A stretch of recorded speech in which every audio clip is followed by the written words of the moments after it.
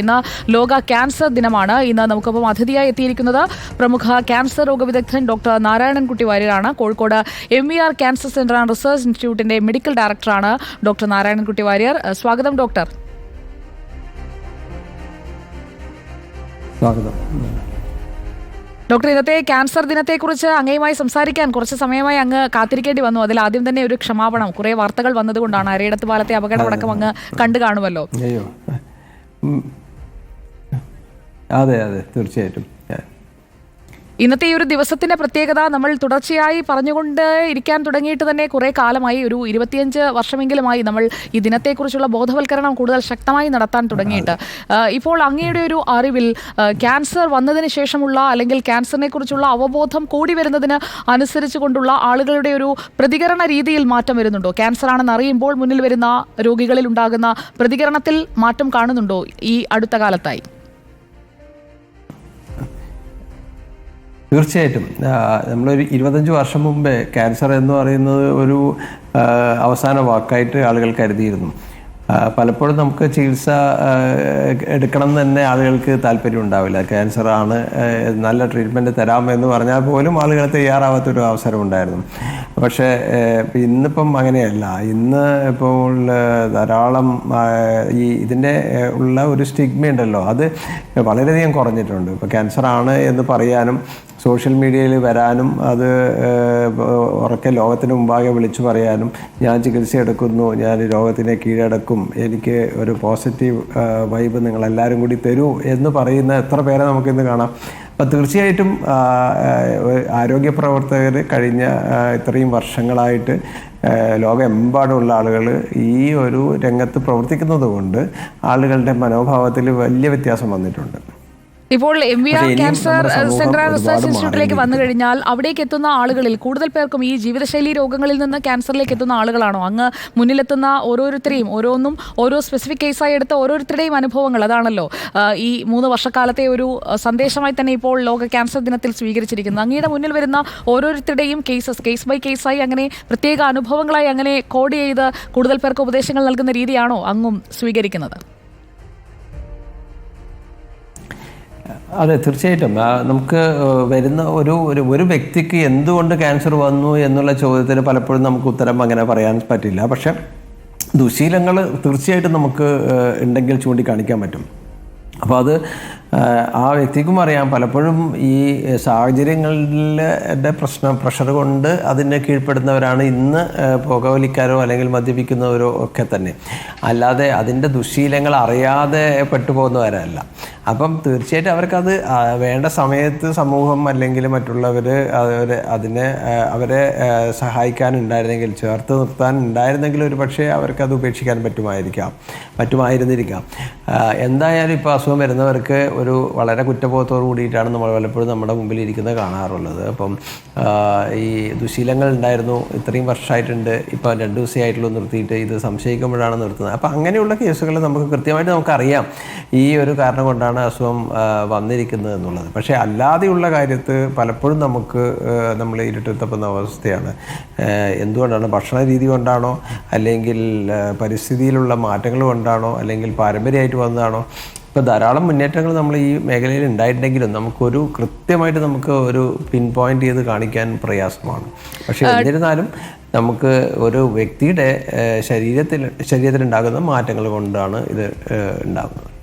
അങ്ങിപ്പോൾ മാറ്റങ്ങളെക്കുറിച്ച് പറഞ്ഞല്ലോ. പ്രത്യേകിച്ചും സ്ത്രീകൾക്ക് കൂടുതലായി നമ്മൾ കണ്ടുവരുന്നത് സ്ഥാനാർബുദം അല്ലെങ്കിൽ ഗർഭാശയഗളാർബുദം, സെർവിക്കൽ ക്യാൻസർ ഒക്കെയാണല്ലോ. ഇതിൻ്റെയൊക്കെ സ്ക്രീനിങ് എന്ന് പറയുന്നത് എപ്പോൾ മുതലാണ് ചെയ്തു തുടങ്ങേണ്ടത്? അതായത് സ്റ്റേജ് കൂടുതൽ മോശമാകുന്നതിന് മുൻപ് തന്നെ എപ്പോൾ മുതൽ തിരിച്ചറിയാനുള്ള സ്ക്രീനിങ്ങിലേക്ക് ഓരോ വ്യക്തിയും കടക്കേണ്ടതുണ്ട്? ഇതിൽ വളരെ ഇമ്പോർട്ടൻ്റ് ആയിട്ടുള്ളൊരു കാര്യമുണ്ട് സുജ. എന്ന് വെച്ചാൽ നമ്മളൊരു സംശയം വരുമ്പോഴല്ല നമ്മൾ സ്ക്രീൻ ചെയ്യേണ്ടത്. നമ്മളൊരു വളരെ പീരിയോഡിക്കലി ഒരു കൃത്യമായിട്ട് ഒരു 40 വയസ്സിന് മേലേക്കുള്ള സ്ത്രീകൾ കൃത്യമായിട്ട് ഒരു വർഷത്തിലൊരിക്കൽ ഈ മാമോഗ്രാം പരിശോധനയ്ക്ക് വിധേയമാകേണ്ടതുണ്ട്. അത് അവിടെ ആ വയസ്സാണ് നമ്മൾ പ്രധാനമായിട്ട് എടുക്കുന്നത്.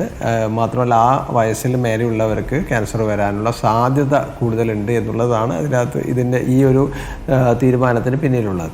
അപ്പോൾ ഇതാണ് നമ്മൾ മനസ്സിലാക്കേണ്ടത്. നമുക്ക് ഒരു സ്ഥലത്തിലൊരു മുഴ അനുഭവപ്പെട്ടതിന് ശേഷം പോയിട്ട് അസുഖം കണ്ടുപിടിക്കുന്നതിന് സ്ക്രീനിങ്ങോ അല്ലെങ്കിൽ ഏർലി ഡിറ്റക്ഷനോ ഒരിക്കലും പറയില്ല. പകരം നമ്മളത് ഒരു റെഗുലറായിട്ട് നോക്കുകയും പരിശോധിക്കുകയും ഈ മാമോഗ്രാം പരിശോധനയ്ക്ക് വിധേയമാവുകയും ചെയ്യുമ്പോൾ ഈ മുഴ ഉണ്ടാവുന്നതിന് മുമ്പേ തന്നെ നമുക്കത് കണ്ടുപിടിക്കാനുള്ള ഒരു സ്ഥിതി വരുന്നു. ആ സമയത്ത് നമുക്കൊരു മറ്റ് സാധാരണ അസുഖങ്ങളെ പോലെ ചികിത്സിച്ച് അത് പൂർണ്ണമായും സുഖപ്പെടുത്താനും സാധിക്കും. അപ്പോൾ അതാണ് അതിൻ്റെ ഹൈലൈറ്റ്.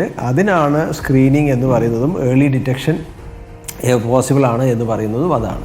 അപ്പോൾ അത് നമുക്ക് ഇന്ത്യയിലൊട്ടാകെ നടപ്പിലാക്കുകയാണെങ്കിൽ നമുക്ക് ഒരുപാട് ആളുകളെ ഇതിൽ നിന്ന് രക്ഷപ്പെടുത്താൻ പറ്റും. പക്ഷേ ഇന്ത്യയിലത്തെ പോപ്പുലേഷൻ വെച്ചിട്ട് നമുക്ക് അതിനുള്ള സാധ്യത വളരെ കുറവാണ്. ഇത്രയും പേർക്കുള്ള സൗകര്യം ഒരുക്കാൻ വളരെ പ്രയാസകരമാണ്. തീർച്ചയായും നമുക്കപ്പോൾ ഈ ക്യാൻസർ അവബോധം എന്ന് പറയുന്നത് 25 വർഷമായി നമ്മൾ ചെയ്തു വരികയാണ്. അതിൻ്റെതായ മാറ്റങ്ങൾ കണ്ടു തുടങ്ങിയിട്ടുണ്ട്. ഈ അവബോധം അത് കൂടുതൽ കൊണ്ടുവരുന്നതിനായി കേവലം ദിനാചരണത്തിനപ്പുറം എന്തൊക്കെയാണ് ചെയ്യണമെന്ന് അങ്ങ് ആഗ്രഹിക്കുന്നത്? കേരളത്തിൽ എനിക്ക് തോന്നുന്നത് ഗവൺമെൻറ് കുറച്ചും കൂടി പ്രൊആക്റ്റീവായിട്ട് ഈ സർക്കാർ തലത്തിൽ ഇത് അസുഖം നേരത്തെ കണ്ടുപിടിക്കുന്ന കാര്യത്തിൽ കുറച്ചും കൂടി ശ്രദ്ധ നൽകേണ്ടതുണ്ട്.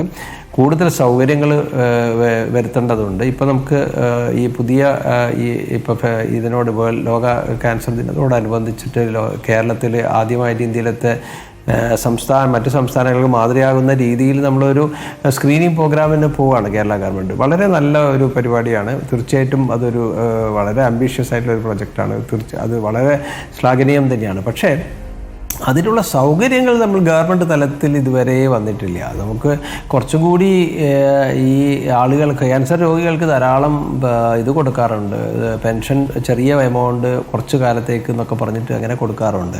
പക്ഷേ നമുക്ക് വേണ്ടുന്നത് കൂടുതൽ മാമോഗ്രാം യൂണിറ്റുകളും കൂടുതൽ പരിശോധനക്കുള്ള ക്യാൻസർ ഡിറ്റക്ഷൻ പത്തോളജി സൗകര്യങ്ങളൊക്കെയാണ് നമുക്ക് നമ്മുടെ സർക്കാർ തലത്തിൽ വേണ്ടത്. അപ്പം അതുണ്ടെങ്കിൽ മാത്രമേ ഈ പറഞ്ഞ ഏത് ഏർലി ഡിറ്റക്ഷനും പോസിബിൾ ആവുള്ളൂ.